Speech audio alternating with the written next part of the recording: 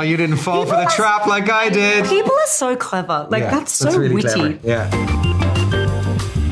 Hi, I'm Margot. And I'm Colin, and we're playing Guess Your Movie based on Letterboxd reviews.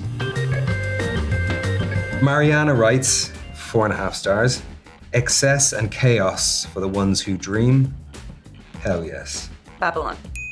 Ding, ding, ding. Yay! You got Nice. it. Do you have a message for the Babylon Hive, Margot? Yes, I always wondered if you people were out there, because when it got slated at the time, both critically and at the box office, I was confused because I think it's an amazing movie and one I'm very, very proud of being in. And I always thought, maybe this will be like one of those movies that 20 years later, everyone's like, oh my God, Babylon didn't do well at the time. only have That's to wait crazy. Yeah, I didn't even have to wait that long. So if you love Babylon, I love you. And we think alike when it comes to movies, because it's a great film. They don't like me. If they like you, They don't. we get the right directors, the right What publicity, about everything. Ruth? I need Ruth doesn't Ruth fucking back. cut it Ruth is anymore, what okay? works. This is from Gabby. Gabby. She gave 4 stars, and she writes, why is Colin Farrell holding an ice cream in the poster when he doesn't eat an ice cream at any point in the film? Tell me why, in capitals. That's amazing. Oh, in Bruges. Yes. Ding, you got ding, it. Yeah, for a second I was thinking that line was in the film. I was like, in Bruges wasn't that meta. In Bruges wasn't that meta, but yes, in Bruges. So why do you have an ice cream cone on the poster? Because I did have an ice cream cone in the film and it was a scene that was cut out. And it was incredibly cute, of course. Any grown man with an ice cream cone is incredibly Adorable. cute, I find. And yeah, it was cut out of the film. There was a couple of scenes were cut out of that film, but that was a very special time. Had a lot of very special times in various different pictures through the years with various different people. That was the first time I worked with Brendan, who I had loved before that. It was the first time I worked with Martin. I had known Martin for 10 years. I had had a rough patch in loads of ways in my life and career and all that jazz, whatever career means. I tried to talk Martin McDonagh out of casting me for that. I sat with him and I said, really, you should get someone else, because I come with a load of baggage and this is so good. You don't want anyone coming in with kind of negatives or staying away. And he was like, okay, thanks, but you're not the casting director. Yeah, do it. And I was like, okay, cool. Wow. Yeah, I did. I really did. I'm not being funny. I said to him, look, and he's like, no, I want you in it. And I said, okay. It was just the most extraordinary script. Oh my God. You were gonna kill me. Oh, you were gonna kill yourself? Maya writes, 4.5 stars. Women who love this movie are sexy, but men who love this movie cannot be trusted. Whoa. Women who love this movie are sexy, but men who love this movie cannot be trusted. Wolf of Wall Street? Yes. Yeah. It is. That You makes got sense. it. You got That makes it. sense. It was a chaotic set in the best way possible, and I have no other context for what a Martin Scorsese set is like, but this was the craziest thing. Every day was insanity in the greatest way possible. And I think the movie's brilliant as well. I actually have a guy friend who listens to the Jordan Belfort, like in the movie speech, like on his way to work. To get him jacked? To get him like ready jacked. to go? He's in sales and stuff like that. and she's not wrong. Guys who love this movie, you should be careful. Yeah, for sure. It's got a touch of the Patrick Bateman to it. Yeah. Aren't you married? Well, yeah, but what? Married people can't have friends? We're gonna be friends? Molly Loves Cats writes, and she gave 4 stars, Twink on Twink from the Fed, crime. Twink on Twink from the Fed, in brackets, crime. So kind of like Twink on Twink, crime, Twink on Twink, Twink on from Twink. the Fed, crime. Feds. Twink on Twink, what movie you've done where you Twink like Twink a sounds twink? familiar. It's ringing a bell. Why is it Twink on Twink? Miami Vice? Oh, no, but I love that guess. I love that as an answer. I love that guess. I'm not sure if there are twinks in Miami Vice, Yeah. but great guess. Let me know if you need a hint. Yeah, give me a hint, please. Okay. Eyeballs. Eyeballs? Eyeballs. Retinas. Retinas, Twink on Twink. Of course it's Minority Report. Of course it's Minority Report. I was get a half thinking point, 1 point. Alexander, but then I was 1 like... point. All right. Yeah. Of course. Yes. Do you remember? Yes. That line is very iconic. Yes. Yeah. I knew the twink, and it's not in Miami Vice. I don't think. Danny Whitworth, twink from the Fed. I grew up watching Tom Cruise a lot as a kid back home, and Spielberg kind of raised me by proxy as much as John Williams, his co-creative, did.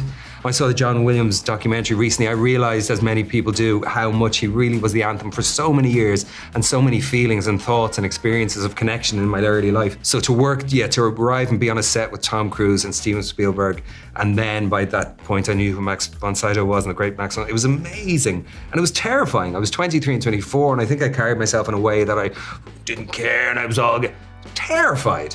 But it was extraordinary, and Stephen was wonderful to work with. God, they say you should never meet your heroes, not all the time. Sometimes, if you're lucky enough, it's a cool thing to experience, yeah. Danny, just tell me what you're thinking. I'm thinking someone got away with murder. Kathy writes, 4 stars, 4.5 stars. Scientist, have you even heard of the butterfly effect?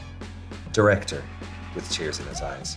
Have you heard of love? About time. Oh, Yes, lovely. easy, wow. Yeah, that's come up a few That's a funny times review. today. I love that. Yeah, it's lovely. Kathy, you're clever. Similar to A Big Bold Beautiful Journey, there's we do kind of time travel, but it's not a time travel movie in A Big Bold. But in About Time, it really is time travel, and it's never, and it's just not explained, and it's perfect.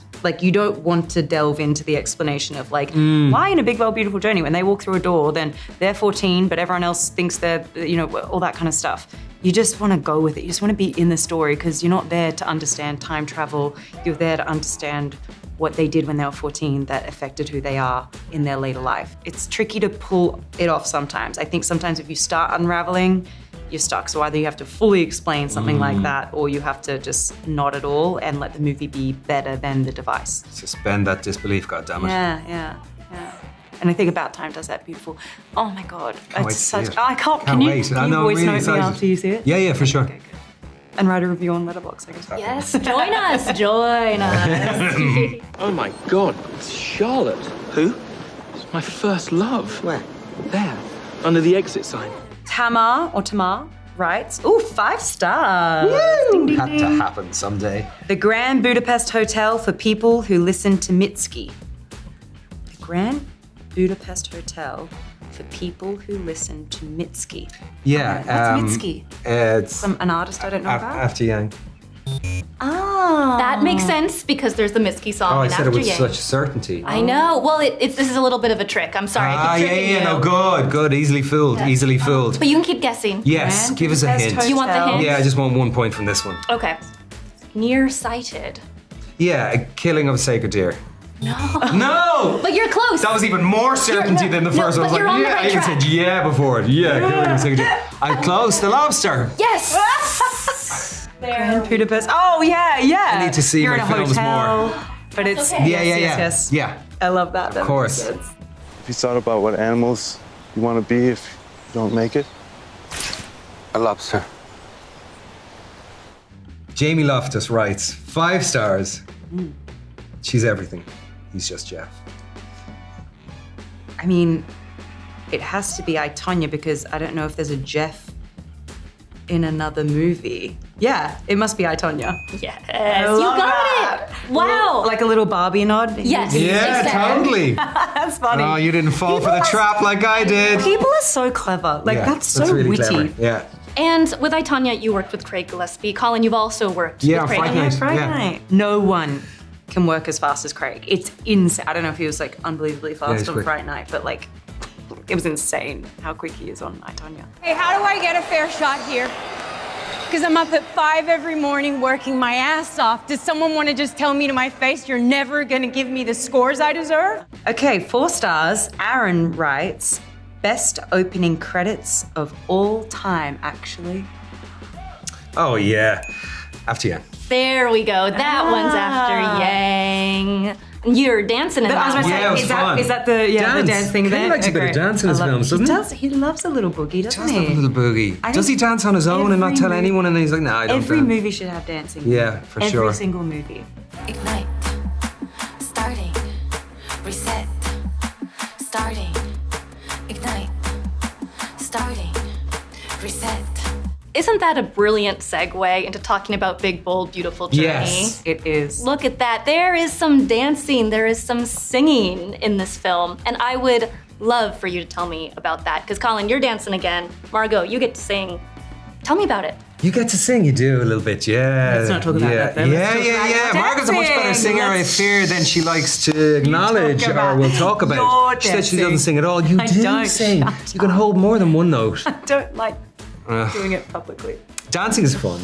So fun. Yeah, expressing yourself is fun and whatever. I love dancing whatever. in movies. That's Yeah, so it's good. fun. But when I was a kid, Fiddler on the Roof was amazing. I remember very clearly seeing it and singing "If I Was a Rich Man" around the living room. I love Grease. I've watched that 1 billion times. Sound of Music, also a movie musical, which I have seen 1 billion times.